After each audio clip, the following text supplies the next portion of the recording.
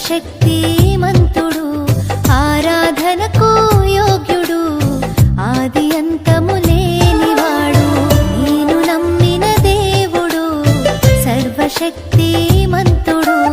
ఆరాధనకు యోగ్యుడు